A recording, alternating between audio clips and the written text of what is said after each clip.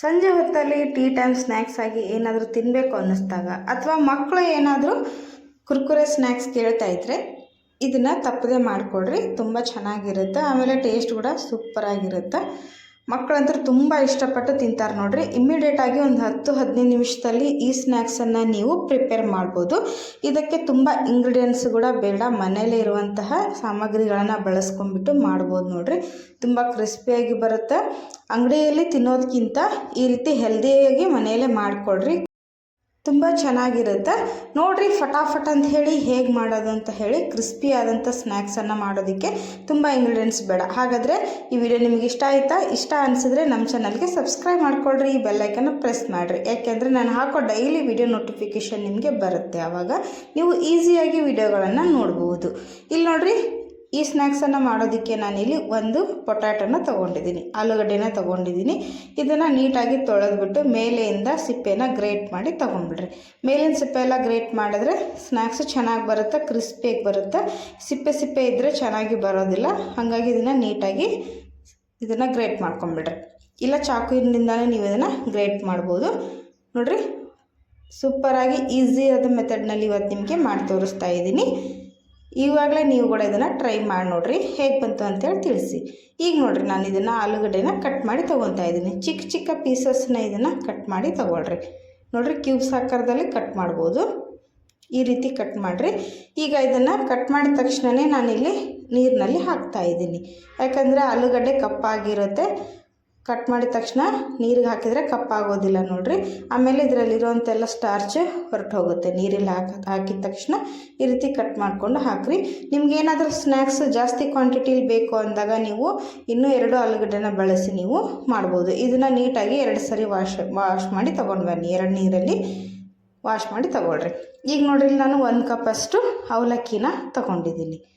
ನಾನಿಲ್ಲಿ ಮೀಡಿಯಮ್ ಅವಲಕ್ಕಿನ ಬಳಸ್ತಾ ಇದ್ದೀನಿ. ನಿಮಗೆ ಯಾವುದು ಅವೈಲೇಬಲ್ ಇದೆ ಮನೆಯಲ್ಲಿ ಅದನ್ನು ನೀವು ಬಳಸ್ಬೋದು. ಅವಲಕ್ಕಿ ಎಲ್ಲರ ಮನೇಲಂತೂ ಇದ್ದೇ ಇರುತ್ತೆ, ಬೆಳಗ್ಗೆ ಬ್ರೇಕ್ಫಾಸ್ಟ್ ಮಾಡೋದಕ್ಕಂತ ಯೂಸ್ ಮಾಡ್ತೀರಿ. ಒಂದು ಸಾರಿ ಈ ಅವಲಕ್ಕಿ ಬಳಸ್ಕೊಂಡು ಈ ಸ್ನ್ಯಾಕ್ಸನ್ನು ಮಾಡಿ ನೋಡಿರಿ, ತುಂಬ ರುಚಿಯಾಗಿರುತ್ತೆ. ಈಗ ಅವಲಕ್ಕಿನ ನೋಡಿರಿ, ಈ ಥರ 1-2 ಸರಿ ನೀರಲ್ಲಿ ಇದನ್ನು ಸಹಿತ ತೊಳ್ಕೊಳ್ರಿ. ಯಾಕಂದರೆ ಇದರಲ್ಲಿ ಸ್ವಲ್ಪ ಧೂಳು ಡಸ್ಟೆಲ್ಲ ಇರುತ್ತೆ, ಇದೆಲ್ಲ ಹೊರಟೋಗುತ್ತೆ ನೋಡಿರಿ. 1-2 ಸರಿ ಇದನ್ನು ಕೂಡ ನೀಟಾಗಿ ನೀರಿನಲ್ಲಿ ಹಾಕಿ ವಾಶ್ ಮಾಡಿ ತೊಗೊಂಡು ಬನ್ನಿ. ಈಗ ನೋಡಿರಿ, ಈಗ ಇದಕ್ಕೆ ಸ್ವಲ್ಪ ನೀರು ಹಾಕಿ ನಾನಿಲ್ಲಿ ನೆನೆಯಕ್ಕೆ ಬಿಡ್ತೀನಿ. ಒಂದು 10 ನಿಮಿಷ ನೆನೆದ್ರೆ ನೋಡಿರಿ ಸಾಫ್ಟಾಗಿ ನೆನೆಯುತ್ತೆ. ತುಂಬ ನೀರೆಲ್ಲ ಹಾಕೋದು ಬೇಡ, ಜಸ್ಟ್ ಅದು ನೆನೆಯೋಕ್ಕೆ ಎಷ್ಟು ಬೇಕೋ ಅಷ್ಟೇ. ಒಂದು ಅರ್ಧ ಕಪ್ಪಷ್ಟು ನೀರು ಹಾಕಿ ಒಂದು 10 ನಿಮಿಷದಷ್ಟು ನೆನೆಯಕ್ಕೆ ಬಿಡಿ. ಆಮೇಲೆ ನೋಡಿರಿ, ಒಂದು ಮಿಕ್ಸರ್ ಜಾರ್ ತೊಗೊಂಡ್ಬಿಟ್ಟು ಈಗ ನಾವು ಫಸ್ಟೇನು ಆಲೂಗಡ್ಡೆ ಕಟ್ ಮಾಡಿ ಹಾಕಿದ್ವಲ್ಲ ನೀರಿನಲ್ಲಿ, ಅದನ್ನು ಇದಕ್ಕೆ ಜಾರಿಗೆ ಹಾಕ್ತಾಯಿದ್ದೀನಿ. ನೋಡಿರಿ, ನಾವು ಕಟ್ ಮಾಡಿದ ಹೇಗೆ ವೈಟ್ ಕಲರ್ ಇದೆಯೋ ಅದೇ ಥರ ಇದೆ. ಅಕಸ್ಮಾತ್ ನೀರಲ್ಲಿ ಹಾಕಲಿಲ್ಲ ಅಂದರೆ ಕಪ್ಪಗಾಗ್ಬಿಡತ್ತೆ. ಈಗ ಒಂದು ಉಳ್ಳಾಗಡ್ಡಿ ನಾನು ಕಟ್ ಮಾಡಿ ತೊಗೊಂಡಿದ್ದೀನಿ ನೋಡಿರಿ. ಇದನ್ನು ಸಹಿತ ಈ ಥರ ದೊಡ್ಡ ಪೀಸ್ದಾಗಿ ಕಟ್ ಮಾಡಿರಿ. ಈಗ ಮಿಕ್ಸರ್ ಜಾರಿಗೆ ಹಾಕಿ ಗ್ರೈಂಡ್ ಮಾಡೋದ್ರಿಂದ ನೀವು ಸ್ವಲ್ಪ ಹೆಚ್ಚು ಕಡಿಮೆ ಸಣ್ಣದು ದೊಡ್ಡದು ಕಟ್ ಮಾಡಿದರೆ ನಡೆಯುತ್ತೆ.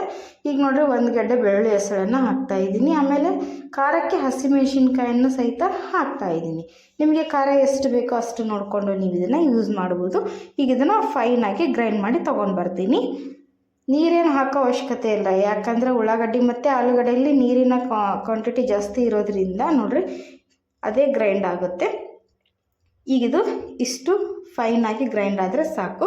ಇದ್ರ ಜೊತೆ ನಾನು ನೋಡಿರಿ ನೆನೆಸಿದಂಥ ಅವಲಕ್ಕಿನೂ ಸಹಿತ ಹಾಕ್ತಾಯಿದ್ದೀನಿ. ನೋಡ್ರಿ, ಒಂದು 10 ನಿಮಿಷ ಆದಮೇಲೆ ಸಾಫ್ಟಾಗಿ ನೆನೆದಿದೆ, ಚೆನ್ನಾಗಿ ನೆನೆದಿದೆ. ಈಗ ಇದನ್ನು ಇದ್ರ ಜೊತೆ ಸೇರಿ, ಇದು ತುಂಬ ಗಟ್ಟಿ ಆದರೆ ಒಂದು ಸ್ವಲ್ಪ ನೀರು ಹಾಕಿಬಿಟ್ಟು ನೀವು ಇದನ್ನು ಗ್ರೈಂಡ್ ಮಾಡ್ಬೋದು. ಅವಲಕ್ಕಿ ಯಾಕಂದರೆ ಗಟ್ಟಿ ಆಗ್ತಾ ಬರುತ್ತೆ ಗ್ರೈಂಡ್ ಆದಾಗ, ಸ್ವಲ್ಪ ನೀರು ಹಾಕಿ ಗ್ರೈಂಡ್ ಮಾಡಿರಿ ನಡೆಯುತ್ತೆ. ನೋಡಿರಿ, ಇದು ಕೂಡ ಫೈನ್ ಪೇಸ್ಟ್ ಥರ ಗ್ರೈಂಡ್ ಮಾಡಿ ತಗೊಳ್ರಿ. ಈಗ ನೋಡಿರಿ, ಇದೇ ರೀತಿ ನೀವು ಗ್ರೈಂಡ್ ಮಾಡಿ ತೊಗೊಂಡ ತಕ್ಷಣ ಇದನ್ನೇ ಒಂದು ಬೌಲಿಗೆ ನಾನು ಟ್ರಾನ್ಸ್ಫರ್ ಮಾಡ್ತಾಯಿದ್ದೀನಿ. ಗ್ರೈಂಡ್ ಮಾಡಿದಂಥ ಎಲ್ಲ ಮಿಶ್ರಣವನ್ನು ಇದಕ್ಕೆ ಹಾಕ್ಕೊಡ್ರಿ. ನಾನು ಹೇಳ್ದಂಗೆ ನಿಮಗೆ ಸ್ನ್ಯಾಕ್ಸ್ ಏನಾದರೂ ಜಾಸ್ತಿ ಬೇಕು ಅಂದರೆ ನೀವು ಇನ್ನೂ ನಾನು ತೋರಿಸಿದಂಥ ಕ್ವಾಂಟಿಟಿಯಲ್ಲಿ ಡಬಲ್ ಆಗಿ ತೊಗೋಬೋದು. ನಾನಿಲ್ಲಿ 1 ಕಪ್ ಅವಲಕ್ಕಿ ಮತ್ತು 1 ಆಲೂಗಡ್ಡೆ ಬಳಸಿ ಮಾಡ್ತಾಯಿದ್ದೀನಿ. ಇಲ್ಲಿ ನೋಡಿರಿ, ಒಂದು ಕಡಾಯಿನ ಬಿಸಿ ಮಾಡೋಕ್ಕೆ ಇಟ್ಟಿದ್ದೀನಿ ಆಲ್ರೆಡಿ. ಇದಕ್ಕೆ 1 ಸ್ಪೂನಷ್ಟು ಎಣ್ಣೆನ ಹಾಕ್ಕೊಡ್ರಿ. 1 ಟೇಬಲ್ ಸ್ಪೂನ್ ಎಣ್ಣೆ ಹಾಕಿ ಇದನ್ನು ತವಾ ತುಂಬ ಸ್ಪ್ರೆಡ್ ಮಾಡಿಕೊಡ್ರಿ. ಯಾಕೆಂದರೆ ಇದಕ್ಕೆ ಅಂಟಬಾರ್ದು ಅಂಥೇಳಿ. ಇದನ್ನೇನು ಒಗ್ಗರಣೆ ಹಾಕ್ತಾಯಿಲ್ಲ ನಾನು, ಜಸ್ಟ್ ಇದು ಒಂದು ಸಿಂಪಲ್ ಆದಂಥ ಎಣ್ಣೆಲಿ ಇದನ್ನು ಮಿಕ್ಸ್ ಮಾಡ್ಕೊಳ್ಳೋಣ. ನಾವು ಗ್ರೈಂಡ್ ಮಾಡಿದಂಥ ಆಲೂಗಡ್ಡೆ ಮತ್ತು ಅವಲಕ್ಕಿ ಉಳ್ಳಾಗಡ್ಡಿ, ಬೆಳ್ಳುಳ್ಳಿ, ಹಸಿಮೆಣ್ಸಿನ್ಕಾಯಿ ಪೇಸ್ಟ್ ಎಲ್ಲದನ್ನು ಗ್ರೈಂಡ್ ಮಾಡಿ ತೊಗೊಂಬಂದಿದ್ವಲ್ಲ, ಇದನ್ನು ಲೋ ಫ್ಲೇಮ್ ಇಟ್ಕೊಂಡು ಈ ಥರ ನೀಟಾಗಿ ಮಿಕ್ಸ್ ಮಾಡಿಕೊಡ್ರಿ. ಯಾಕೆಂದರೆ ಹೈ ಫ್ಲೇಮ್ ಇಟ್ಟರೆ ಏನಾಗುತ್ತೆ, ಒಂದು ಹತ್ರ ಬೆಂದರೆ ಒಂದು ಹತ್ರ ಬೇಯೋದಿಲ್ಲ. ಸ್ವಲ್ಪ ಲೋ ಫ್ಲೇಮ್ ಇಟ್ಕೊಂಡು ಮೀಡಿಯಮ್ ಟು ಹೈ ಫ್ಲೇಮ್ ಇಟ್ಕೊಂಡು ಇದನ್ನೇನು ಮಾಡಿರಿ, ಬೇಯಿಸ್ಕೊಳ್ರಿ.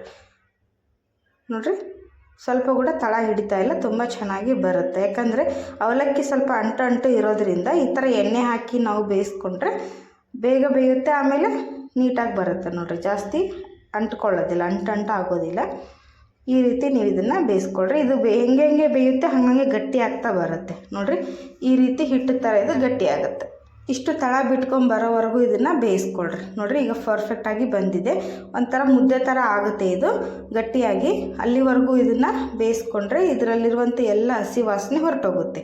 ಯಾಕಂದರೆ ನಾವು ಉಳ್ಳಾಗಡ್ಡಿ, ಬೆಳ್ಳುಳ್ಳಿ, ಹಸಿಮೆಣ್ಸಿನ್ಕಾಯಿ ಎಲ್ಲ ಹಸಿಯಾಗಿ ಹಾಕಿರೋದ್ರಿಂದ ಅದು ಹಸಿ ಅಂಶ ಹೋಗೋವರೆಗೂ ಇದನ್ನು ಚೆನ್ನಾಗಿ ಬೇಯಿಸ್ಕೊಂಡ್ಮೇಲೆ ನೋಡಿರಿ, ಫ್ಲೇಮ್ ಆಫ್ ಮಾಡಿ ಇದನ್ನು ಒಂದು ತಟ್ಟೆಗೆ ಅಥವಾ ಪಾತ್ರೆಗೆ ಇದನ್ನು ಬೌಲಿಗೆ ಟ್ರಾನ್ಸ್ಫರ್ ಮಾಡ್ಕೊಳ್ರಿ. ಕಂಪ್ಲೀಟಾಗಿ ತಣ್ಣಗಾಗೋಕ್ಕೆ ಬಿಡಬೇಕು. ನೋಡಿರಿ, ತಣ್ಣಗಾದ್ಮೇಲೆ ಇನ್ನೂ ಗಟ್ಟಿಯಾಗುತ್ತೆ. ನೋಡ್ತಿರ್ಬೋದು ನೀವು, ಪೂರ್ತಿಯಾಗಿ ತಣ್ಣಗಾಗಿದೆ. ಬಿಸಿ ಇರಬೇಕಾದ್ರೆ ನಾದಕ್ಕೆ ಹೋಗ್ಬೇಡ್ರಿ, ಪೂರ್ತಿಯಾಗಿ ತಣ್ಣಗಾಗಲಿ, ಅವಾಗ ನಾದ್ರಿ. ಇದಕ್ಕೆ ನೋಡಿರಿ, 1 ಕಪ್ಪಷ್ಟು ನಾನಿಲ್ಲಿ ಕಾರ್ನ್ಫ್ಲೋರನ್ನು ಹಾಕಿದ್ದೀನಿ ಮತ್ತು ರುಚಿಗೆ ತಕ್ಕಷ್ಟು ಉಪ್ಪನ್ನು ಹಾಕಿದ್ದೀನಿ. ಅದು ಹಾಕೋ ಕ್ಲಿಪ್ಪು ಮಿಸ್ ಆಗಿದೆ ಆಲ್ರೆಡಿ ಇಲ್ಲಿ, ಹಾಗಾಗಿ ನಾನಿಲ್ಲಿ ಹೇಳ್ತಾ ಇದ್ದೀನಿ. ಮತ್ತು 1 ಸ್ಪೂನಷ್ಟು ನಾನು ಆರಿಗೆನ ಬಳಸಿದ್ದೀನಿ. ಆರಿಗೆನ ಬಳಸೋದ್ರಿಂದ ನೋಡಿರಿ, ನಾವು ಹೋಟೆಲಲ್ಲೆಲ್ಲ ಅಥವಾ ಬೇಕ್ರಿಲೆಲ್ಲ ತರ್ತೀವಲ್ವ, ಅದೇ ಟೇಸ್ಟ್ ಬರುತ್ತೆ ಕುರ್ಕುರೆ ಸ್ನ್ಯಾಕ್ಸ್. ಇದಕ್ಕೆ 1 ಸ್ಪೂನಷ್ಟು ಚಿಲ್ಲಿ ಫ್ಲೇಕ್ಸ್ ಹಾಕಿ ಹಿಟ್ಟಿನ ಥರ ಈ ಥರ ನಾದ್ಕೊಂಡಿದ್ದೀನಿ. ನೋಡಿರಿ, ನಾವು ಕಾರ್ನ್ಫ್ಲೋರ್ ಅಷ್ಟೇ ಬಳಸಿದ್ದೀನಿ. ನೀವು ಬೇಕಾದರೆ ಮೈದಾ ಹಿಟ್ಟು ಅಥವಾ ಏನಾದರೂ ನೀವು ಆ್ಯಡ್ ಮಾಡ್ಬೋದು, ಅಥವಾ ಗೋಧಿ ಹಿಟ್ಟಾದರೂ ಆ್ಯಡ್ ಮಾಡ್ಬೋದು. ನಾನಿಲ್ಲಿ ಕಾರ್ನ್ಫ್ಲೋರು, ಚಿಲ್ಲಿ ಫ್ಲೇಕ್ಸ್, ಆರಿಗ್ಯಾನೋ ಬಳಸಿ ಇದನ್ನು ಮಾಡ್ತಾಯಿದ್ದೀನಿ. ಮತ್ತು 1 ಸ್ಪೂನಷ್ಟು ಎಳ್ಳನ್ನು ಸಹಿತ ಹಾಕಿದ್ದೀನಿ. ಆ ಎಳ್ಳು ಹಾಕೋದು ಕ್ಲಿಪ್ಪು ಡಿಲೀಟ್ ಆಗಿರೋದ್ರಿಂದ ನಾನಿಲ್ಲಿ ಹೇಳ್ತಾ ಇದ್ದೀನಿ ಅಷ್ಟೇ. ನೀವು ಅದನ್ನು ಆ್ಯಡ್ ಮಾಡಿ ಮಾಡಿಕೊಳ್ರಿ. ಸ್ನ್ಯಾಕ್ಸ್ ತುಂಬ ಟೇಸ್ಟಿಯಾಗಿ ಬರುತ್ತೆ ಎಳ್ಳು ಹಾಕೋದ್ರಿಂದ. ಈಗ ಇದನ್ನು ಪೂರ್ತಿ ಗಟ್ಟಿಯಾದ ಹದದಲ್ಲಿ ನಾದ್ಕೋಬೇಕು. ನೋಡಿರಿ, ಈ ರೀತಿ ಏನಾದರೂ ಲಮ್ಸ್, ಗಂಟುಗಳು ಏನಾದರೂ ಇದ್ರೂ ಕೂಡ ಹೊರಟು ಹೋಗುತ್ತೆ. ನೀಟಾಗಿ ಇದನ್ನು ನಾದ್ಕೊಂಡು ತೊಗೊಳ್ರಿ.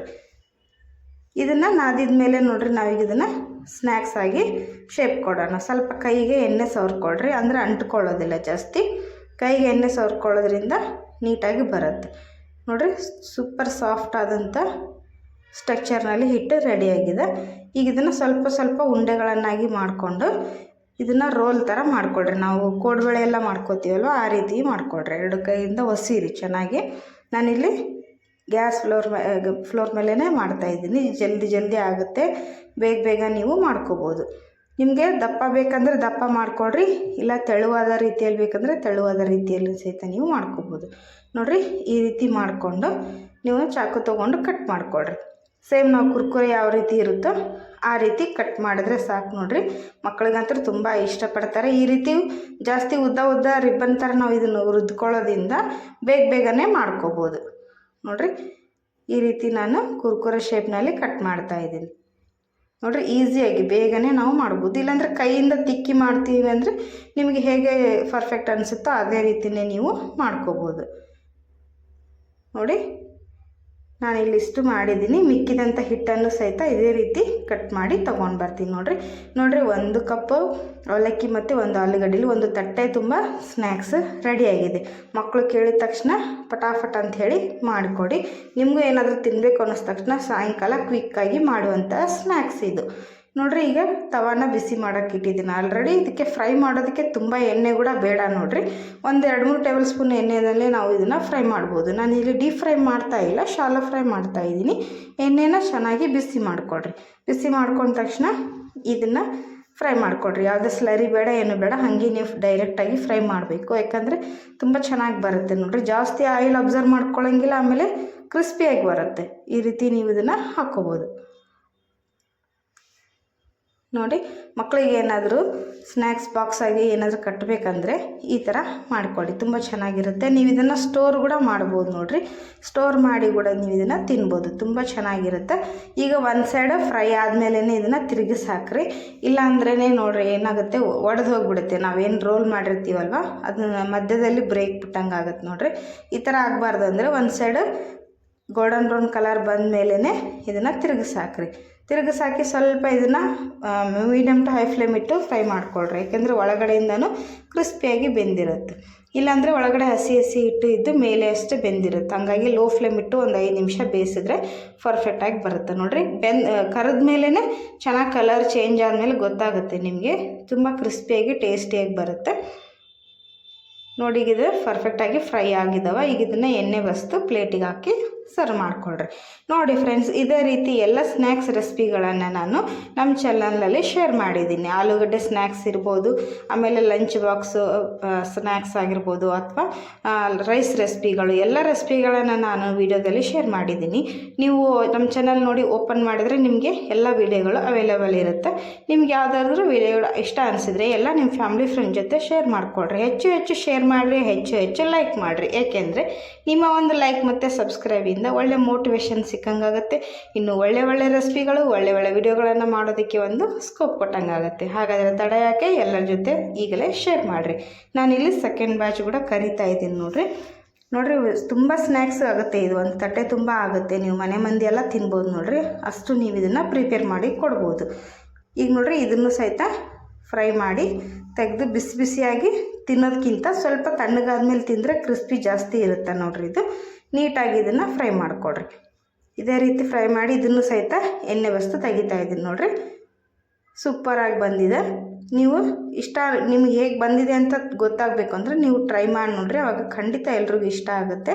ದೊಡ್ಡವರಿಂದ ಹಿಡಿದು ಮಕ್ಕಳವ್ರಿಗೂ ಎಲ್ಲರೂ ತಿನ್ಬೋದು. ನೋಡಿರಿ, ಎಣ್ಣೆದು ಕೂಡ ಜಾಸ್ತಿ ಅಬ್ಸರ್ವ್ ಮಾಡ್ಕೊಳ್ಳೋದಿಲ್ಲ. ಈ ಥರ ಹೆಲ್ತಿಯಾಗಿ ಮಾಡಿಕೊಳ್ರಿ ಮಕ್ಕಳಿಗೆ. ಅಂಗಡಿನಲ್ಲಿ ತಿನ್ನೋದಕ್ಕಿಂತ ಮನೆಯಲ್ಲೇ ಮಾಡಿಕೊಟ್ಟು ತಿನ್ನೋದಕ್ಕಿಂತ ಆರೋಗ್ಯ ಕೂಡ ಚೆನ್ನಾಗಿರುತ್ತೆ. ಆಮೇಲೆ ಒಳ್ಳೆ ಒಂದು ರುಚಿ ಕೂಡ ನಾವು ಟ್ರೈ ಮಾಡ್ದಂಗೆ ಆಗುತ್ತೆ. ನೋಡಿರಿ, ಎಲ್ಲದನ್ನು ನಾನಿಲ್ಲಿ ಫ್ರೈ ಮಾಡಿ ತೊಗೊಂಡು ಬಂದಿದ್ದೀನಿ. ಸೂಪರಾಗಿರೋದು, ಕಲರ್ ಕೂಡ ತುಂಬ ಚೆನ್ನಾಗಿ ಬಂದಿದೆ, ಟೇಸ್ಟ್ ಕೂಡ ಸೂಪರಾಗಿದೆ. ನೋಡಿರಿ, ನಾವು ಜಾಸ್ತಿ ಮಸಾಲ ಕೂಡ ಬಳಸಿಲ್ಲ, ಮನೆಯಲ್ಲಿರುವಂಥ ಸಾಮಗ್ರಿಗಳನ್ನ ಬಳಸ್ಕೊಂಡು ಫಟಾಫಟ್ ಅಂಥೇಳಿ ಸ್ನ್ಯಾಕ್ಸನ್ನು ಮಾಡ್ಬೋದು. ನೋಡಿರಿ, ನಾನು ಎಷ್ಟು ಕ್ರಿಸ್ಪಿಯಾಗಿ ಬಂದಿದೆ ಅಂತ ತೋರಿಸ್ತಾ ಇದ್ದೀನಿ. ಸೂಪರಾಗಿದೆ. ಹಾಗಾದರೆ ನೋಡಿರಿ, ವಿಡಿಯೋ ನೋಡೋದಕ್ಕೆ ಧನ್ಯವಾದಗಳು. ಬಾಯ್.